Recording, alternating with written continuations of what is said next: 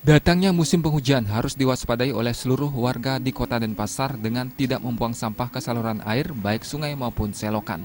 Kepala Bidang Operasi Kebersihan DKP Kota Denpasar Ketut Adi Wiguna mengatakan, warga kota yang masih suka membuang sampah ke saluran air diminta merubah kebiasaannya.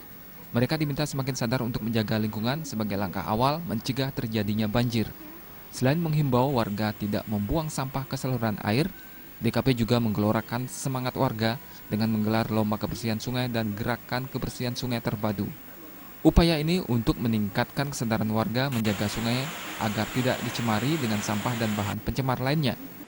Masyarakat yang masih membuang sampahnya ke sungai, nah ini penyebabnya. Di sisi lain kami sudah mensosialisasikan kepada masyarakat penyuluhan agar masyarakat taat membuang sampahnya pada waktunya dan tidak membuang sampahnya sembarangan, apalagi membuang sampahnya ke sungai. Ini yang perlu kita ke depan berproses untuk tidak henti-hentinya kita mengingatkan kepada masyarakat agar masyarakat ke depannya semakin sadar, terutamanya tidak membuang ke sungai yang akan nantinya menyebabkan banjir.